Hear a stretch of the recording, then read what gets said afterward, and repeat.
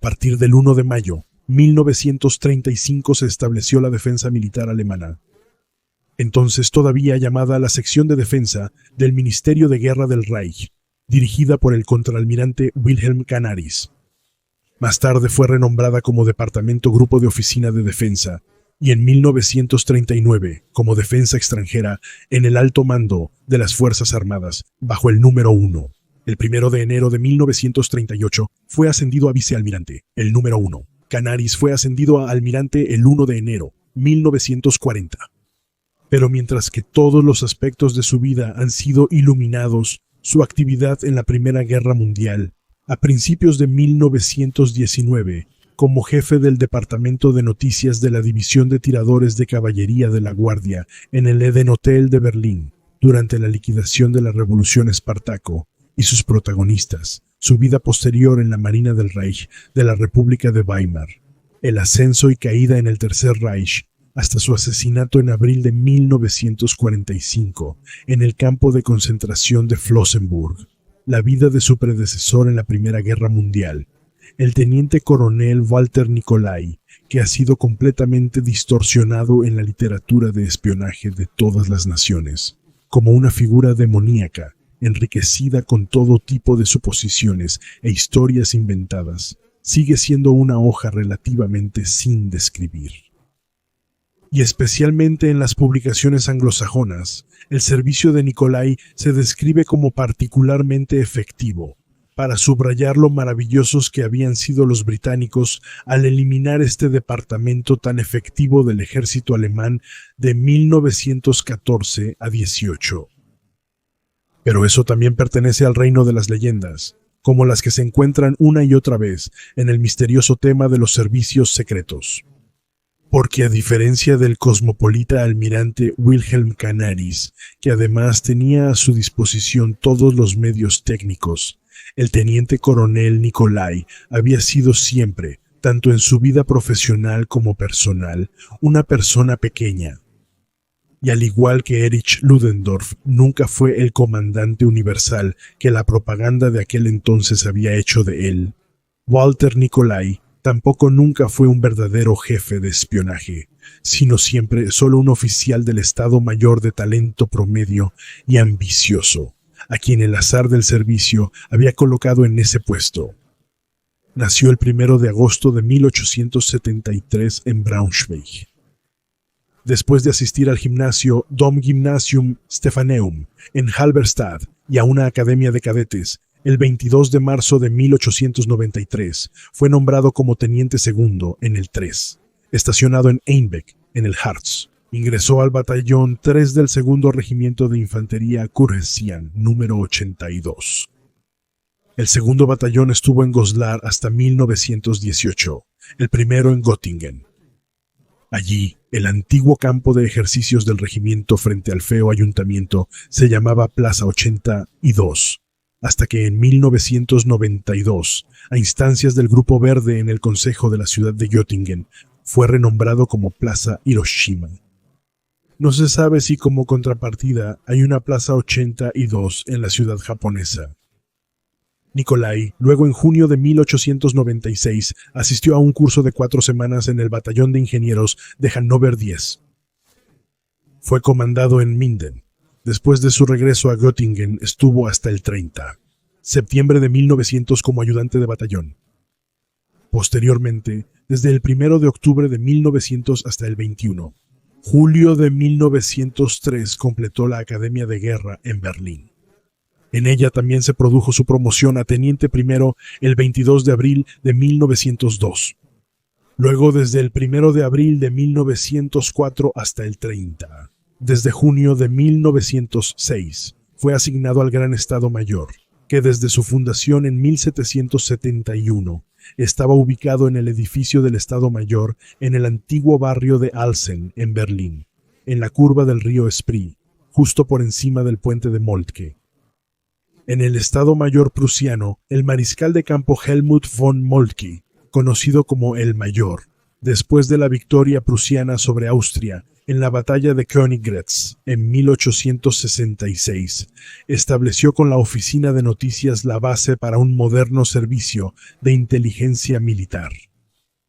Anteriormente, tales departamentos solo se habían establecido durante la duración de las guerras o campañas militares, y en el ínterin se habían basado únicamente en los hallazgos de los agregados militares y las llamadas expediciones de reconocimiento de oficiales a países europeos.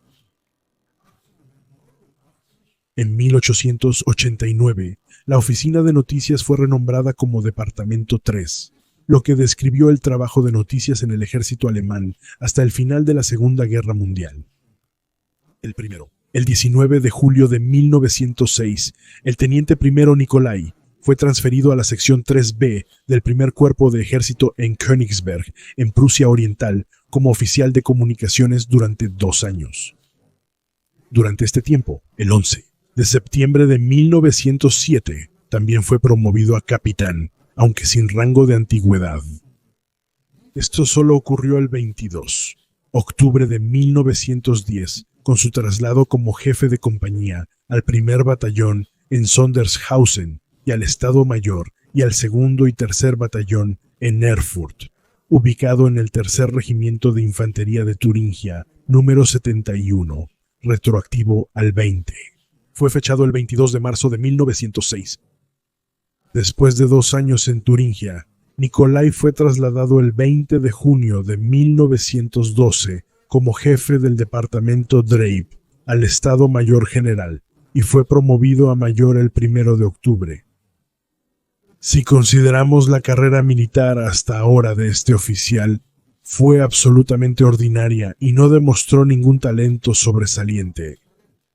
Ni sus cursos de ruso y japonés, que realizó durante su formación en el Estado Mayor en la Universidad Friedrich Wilhelms de Berlín, mencionada desde 1828 hasta 1945, que fue renombrada como Universidad Humboldt por la República Democrática Alemana en 1949, ni su viaje de estudios a Rusia en 1905 cambiaron esto, porque tales formaciones adicionales y los llamados viajes de estudio eran en aquel entonces una parte integral de la formación de cada oficial del Estado Mayor y no tenían nada de especial. La afirmación que se encuentra en Internet de que Nikolai hablaba con fluidez ruso, inglés, francés y japonés es una de las numerosas invenciones. Por otro lado, se le reconocía como un mayor del Estado Mayor promedio, que venía de circunstancias sólidas, pero también limitadas. Porque en realidad, Walter Nikolai nunca había conocido el mundo cuando fue llamado al Departamento de Espionaje Militar en el Gran Estado Mayor en 1912. Además, este departamento tenía poco prestigio en un ejército que había sido entrenado para atacar, es decir, hombre contra hombre. En consecuencia, antes de la Primera Guerra Mundial, solo tenía a su disposición cerca de 300.000 marcos al año para sus 90 empleados, ya fueran uniformados o civiles. Sin embargo, con eso no se pudo establecer un servicio de inteligencia global, y Nikolai nunca lo intentó.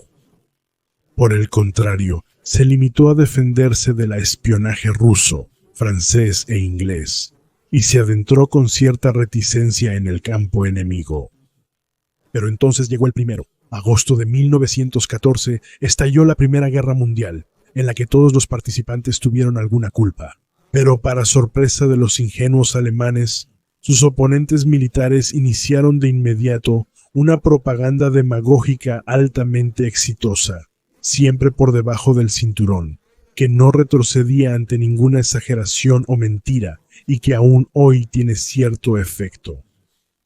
Se difundieron los peores cuentos de terror sobre monjas belgas violadas en masa, asesinatos de bebés con manos de niños cortadas y mentiras similares, con lo que se quería infundir el odio necesario a los propios soldados, disuadir a los países neutrales de tratar con los perros y, sobre todo, arrastrar a los estadounidenses a la guerra. En contraste, la propaganda alemana inicialmente no hizo más que presentar al enemigo como una figura cómica, a la que no se debería tomar muy en serio. Sin embargo, contra imágenes como estas, como se escuchó, Nikolai fue transferido en octubre a la tercera división del Gran Estado Mayor, donde debería permanecer solo 2 años para luego tomar el mando de un batallón de infantería en algún lugar. Pero ahora, con el estallido de la guerra, no querían nombrar a un nuevo oficial, que además no estaba familiarizado para este importante puesto, por lo que decidieron mantenerlo como jefe de inteligencia. Y dado que ahora también existía la urgente necesidad de enfrentar la propaganda enemiga, que era muy efectiva, así como de dirigir la prensa alemana de manera informativa, es decir, propagandística, y de utilizarla como medio de política estatal, esperaban haber encontrado al hombre adecuado en Nikolai. Pero mientras que, por ejemplo, el Tercer Reich había fundado un ministerio propio para este propósito en la Mauerstrasse de Berlín, la política de prensa durante la Primera Guerra Mundial había sido asignada al pequeño despacho de espionaje del mayor Nikolai. Como se puede leer en sus libros publicados en 1920 y 1923, él también estaba orgulloso de sus logros, pero también informó sobre el manejo excepcionalmente laxo de la seguridad interna en un país en guerra. De hecho, el espionaje alemán, en la medida en que fue más allá de la mera exploración del frente y del interior, fracasó más o menos completamente en la Primera Guerra Mundial. Esto también se debió a los refuerzos de personal entre el otoño de 15 y el verano de 18. De 90 a 188 empleados no cambió nada, lo cual también tuvo que ver con la personalidad de Nikolai. Porque el jefe de espionaje del emperador era un burgués militar mayor, atrapado en las estrechas ideas del oficial prebélico. Pero después de todo, había reclutado a la señora Margarete Gertruida Selle, quien entró en la historia como la supuesta espía alemana de alto rango Mata Hari. La señora Selle nació en 1776 en Leeuwarden, Países Bajos, y bajo su nombre artístico Mata Hari, tuvo éxito entre otras cosas como bailarina desnuda antes y durante la Primera Guerra Mundial. Cuando el interés en sus actuaciones comenzó a disminuir, según una fuente poco confiable, el cónsul general alemán en La Haya, Karl Hubert Kremer, habría ofrecido 20.000 francos por espionaje en Francia. Le dio 3 botellas de tinta invisible, la envió a España y le dio el nombre en clave H21. Sin embargo, si seguimos el llamado Informe Hemp, publicado por primera vez en los años 70 y nombrado así por el ex general mayor Friedrich Kemp, sucesor de Nikolai como primer jefe del Departamento de Inteligencia del Reichswehr hasta 1927, el reclutamiento de Mata Hari, que tuvo lugar en el otoño de 15, aquí su pasaporte francés, fue diferente. A esto, el jefe de defensa alemán, el almirante Wilhelm Canaris, aquí todavía como capitán de corbeta en 1924, informó lo siguiente. Un día, una antigua bailarina desnuda de París, un poco marchita, se presentó ante él, quien había estado trabajando como agente para el Servicio Secreto Naval Alemán en Madrid, España, desde finales de 15, y se ofreció al servicio secreto alemán, ya que la antigua artista exótica estaba en apuros económicos y quería cubrir sus costosos gastos de vida de esta manera. Canaris probablemente había enviado su solicitud a Alemania, después de lo cual, como informó Jem, ella pidió a Nikolai que fuera a Colonia en mayo de 1916. Allí, después de una conversación, decidió que Mata Hari fuera entrenada como agente bajo la dirección del mayor Roppel, el jefe de la Oficina de Información de Guerra del Oeste en Düsseldorf. Y como Roppel contó más tarde con total seriedad, le enseñó a Mata Hari, citando, los fundamentos de la profesión de agente en largos paseos por las afueras de la ciudad. También un experto en escritura cifrada, practicó con ella la escritura química. Su entrenamiento como espía de élite duró solo 7 días, es decir, una semana. Luego, con total seriedad, Se suponía que debía explorar los próximos planes ofensivos franceses desde París, viajar a áreas de interés militar en Francia y transmitir sus hallazgos al mayor Roppel, o mantener contacto con el agregado militar en la embajada alemana en Madrid, el mayor Arnold Kalle. Con él, para decirlo de manera apta para todos los públicos, entró en contacto muy estrecho desde la primera reunión. Luego, según el informe de Gemp, fue asignada a un capitán Hoffman, quien le dio el nombre en clave H-21. En cuanto a sus encuentros con numerosos representantes europeos de alto rango de las áreas militar, política y social, entre ellos supuestamente el príncipe heredero alemán Wilhelm, al menos había dominado perfectamente el oficio con el que la atractiva, vivaz y poco moral holandesa estaba más familiarizada. Aquí una parte de las tarjetas de visita encontradas con ella con los nombres de la crema innata europea. Si Nicolai, quien le había dado el nombre en clave La Bella, también recibió favores de ella, ha permanecido un secreto según los medios. Pero sería interesante saber por qué la había encontrado en Colonia y no en su oficina de Berlín. Quien lo piense, que esté allí. Pero además de sus indudables encantos, su agente principal aquí había demostrado ser una completa fracasada con la foto policial después de su arresto. Ella no ha cumplido misión alguna. En cambio, la mujer de 41 años se había hecho sospechosa en varias ocasiones, y a pesar de todas las advertencias, en enero de 1917 volvió a París, donde poco después fue arrestada como supuesta doble agente altamente peligrosa y exitosa, y después de un juicio de día y medio en julio, fue condenada a muerte. En las casamatas del castillo de Vincennes y lejos de París, la mujer de 41 años fue ejecutada en la madrugada del 15, octubre de 17, por un pelotón de fusilamiento de 12 hombres. Pero como se puede leer en los papeles de GEMP, el mayor Nicolai se estaba molestando cada vez más porque Mata Hari no le proporcionaba información de política militar, sino solo el chisme parisino habitual sobre la vida amorosa de los políticos y generales franceses. Por lo tanto, decidió en enero de 17 desconectarla, como se llama en el lenguaje de inteligencia, al cese de una actividad de inteligencia. A través de su ex oficial superior, el mayor Kalle, que estaba en Madrid, se supone que se enviaron mensajes de radio falsificados a Berlín, que apuntaban a Mata Hari, pero Nicolai también sabía que el código había sido descifrado por la contrainteligencia francesa hace mucho tiempo. Si esto es cierto, Nicolai habría entregado a Mata Hari conscientemente a los franceses. Mientras tanto, la holandesa ha sido rehabilitada según las investigaciones del francés Leon Schirman. Mata Hari no nació espía.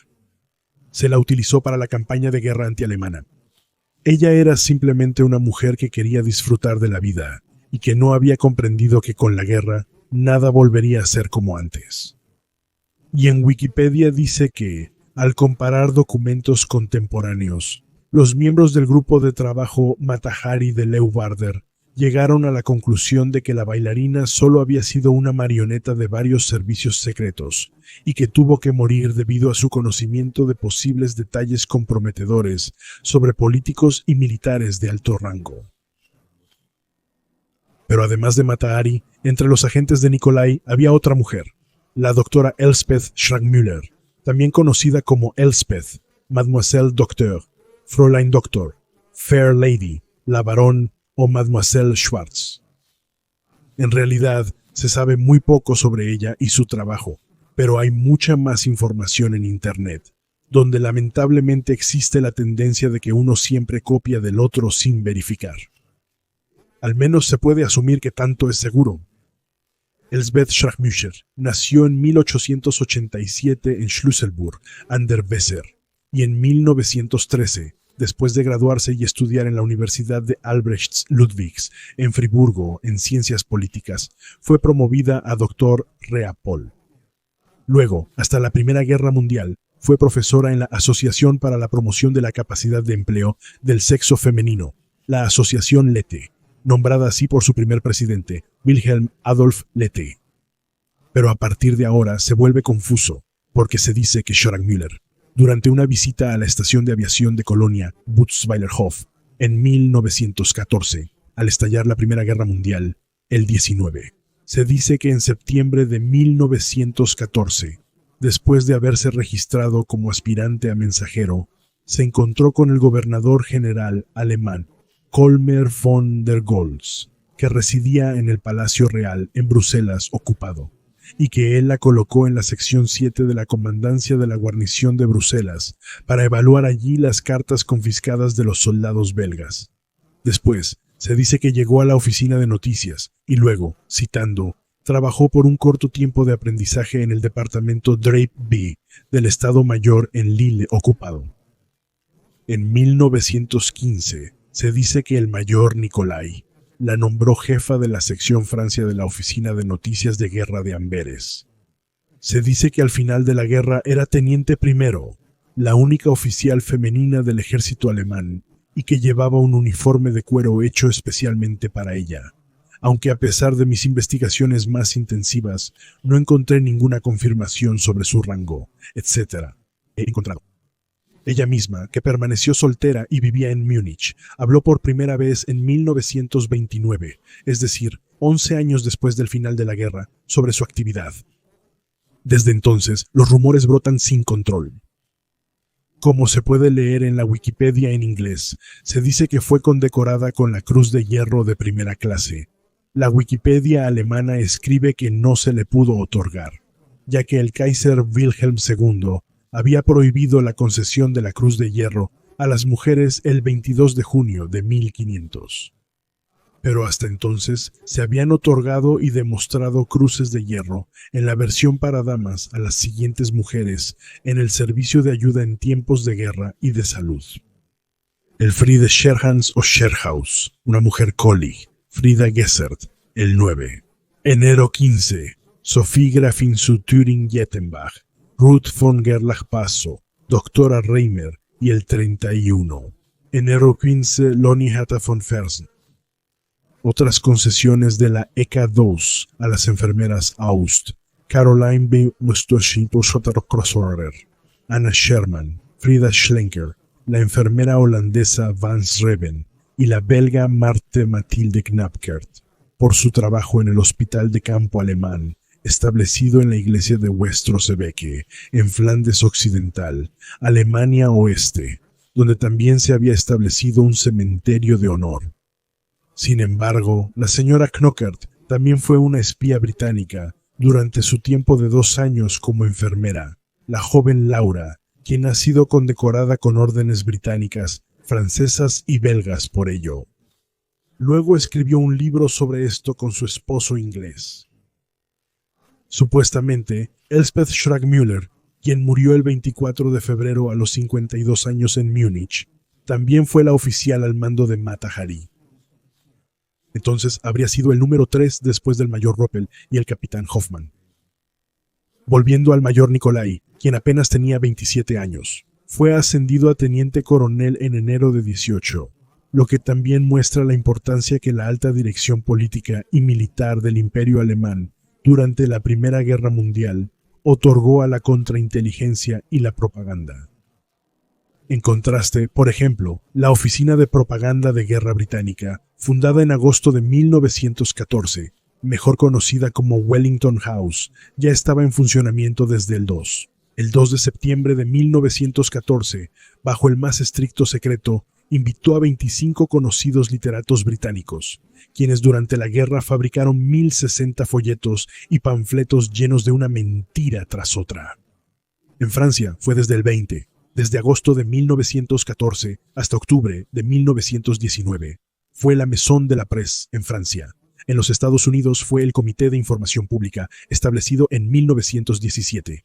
En alemán, Comité para la Información Pública. Inicialmente habían difundido la propaganda británica, pero luego produjeron en masa la suya propia, que representaba a los alemanes como monstruos malvados. y los estudios de Hollywood contribuyeron con películas mudas, como las con el título traducido al alemán: Las garras de los perros, El hijo de puta prusiano y El Kaiser, la bestia de Berlín. Cuando la Primera Guerra Mundial terminó en noviembre de 18 con la derrota de Alemania, Walter Nicolai también se retiró involuntariamente, definitivamente el 27, febrero 20, con el carácter de un coronel. Luego, este hombre, a quien la prensa sensacionalista de todo el mundo había elevado al rango de un superespía alemán. Inicialmente vivió con su esposa María, con quien se casó en 1900, sus 3 hijas y su madre ciega en Berlín. Allí también escribió sus 2 libros, que sin embargo, Wilhelm Canaris, apenas se convirtió en jefe de la defensa alemana, los retiró del mercado. Quería evitar que el tema del espionaje se tratara en el pueblo y que un carácter débil pudiera llevar a un camino en el que, en esencia, no había ni gloria ni dinero para ganar, sino solo miseria y muerte, si se considera la vida de la mayoría de estas personas. Supuestamente, Nicolai asesoró en los años siguientes a su sucesor en el Departamento de Defensa camuflado de la Reichswehr, el ya mencionado mayor Friedrich Kemp. Pero seguramente no fue más allá de unas pocas conversaciones, ya que Nicolai se había convertido en persona non grata para muchos oficiales debido a ciertas historias. En 1926 se fue a Turquía y participó allí en la creación del Servicio de Inteligencia Nacional turco, Milli İstihbarat Teşkilatı. Luego, Nicolai vivía amargado, sintiendo que nadie en Alemania estaba interesado en él, desde 1929, como pensionista. En la calle Stolberger 58, en Nordhausen, en el Harz. Pero después de 1933, Punto Rojo había abierto una nueva oficina en la calle Sächsische 26, en Berlín-Charlottenburg, para promocionarse, con el éxito de que a partir del 19 octubre de 1935 en el Instituto del Reich para la Historia de la Nueva Alemania, fundado 2 semanas antes, fue contratado como jefe del Departamento de Liderazgo Político en la Guerra Mundial, donde a partir del 1 de abril de 1936 debía recopilar todo el material disponible de la época de la Primera Guerra Mundial y, cita, realizar entrevistas sistemáticas con las personalidades líderes de la época, es decir, un puesto de entrevista y archivo puro, sin antecedentes de importancia bélica. Pero entonces ocurrió algo que tendría un efecto ominoso en su destino futuro, porque en 1941 Kurt Riess, periodista y prolífico escritor que había emigrado de Würzburg a Francia en 1933 y vivía en los Estados Unidos desde 1941, afirmó en su exitosa publicación Total Espionage, publicada en Nueva York, supuestamente respaldada por la mejor información interna, que Walter Nicolai era en realidad la cabeza de una enorme red de servicios secretos nazis que abarcaba el mundo. Pero todo esto no fue más que una pura invención de Riess para ganar dinero, pero con un resultado trágico, porque el ahora septuagenario Nikolaus Nicolai había asumido después del final de la Segunda Guerra Mundial que había estado sin uso militar, ahora podría pasar el resto de su vida en paz sin problemas. Y por eso también se quedó en la zona ocupada por los soviéticos. Estaba el infame general del ejército soviético Iván Alexandrovich Serov, un oficial involucrado en innumerables crímenes en el servicio secreto soviético Comisariado del Pueblo para Asuntos Internos de 1954 a 1958, también su jefe.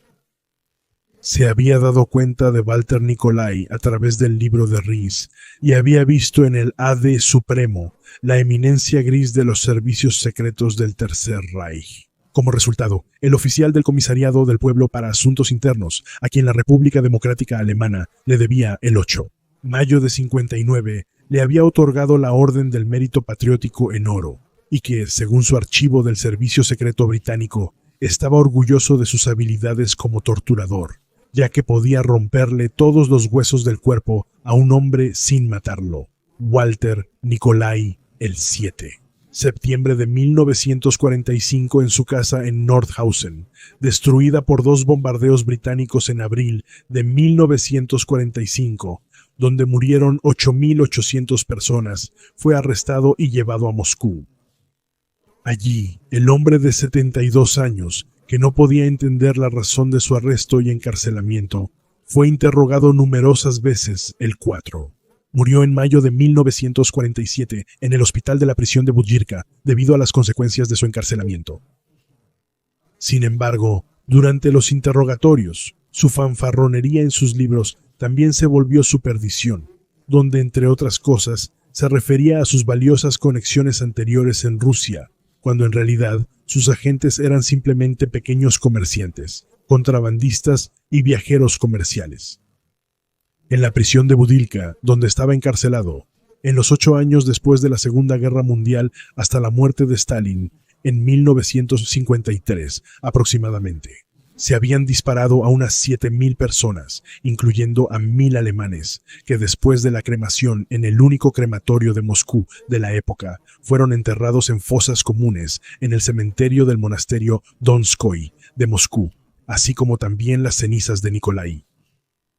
Su muerte fue confirmada oficialmente hasta 1979. La versión rusa de Wikipedia ha adoptado casi palabra por palabra la farsa de Ries y hasta el día de hoy no la ha corregido. El sucesor de Nikolai, Friedrich Gemp, que el 30, junio de 1927 se retiró con el rango de general mayor. Fue reactivado durante la Segunda Guerra Mundial y hasta su jubilación definitiva el 31. Mayo de 1943. Trabajó en el Departamento de Defensa, en el Oberkommando der Wehrmacht. Fue arrestado el 11 de agosto de 1946, a la edad de 27 años, por un comando del Comisariado del Pueblo, para asuntos internos en Rostock, y fue encarcelado junto con Nikolai. Después de sus interrogatorios, se dice que murió de un paro cardíaco en el hospital de la prisión de Butyrka, como Nikolai, casi 2 semanas después, el 21 de abril de 1947. Así, para los 2 jefes de inteligencia militar alemanes, Walter Nikolai en la Primera Guerra Mundial y Friedrich Kemp en la República de Weimar, se confirmó la sospecha del almirante Canaris de que en este misterioso negocio en realidad no se puede ganar ni fama ni dinero, sino a menudo solo miseria y muerte.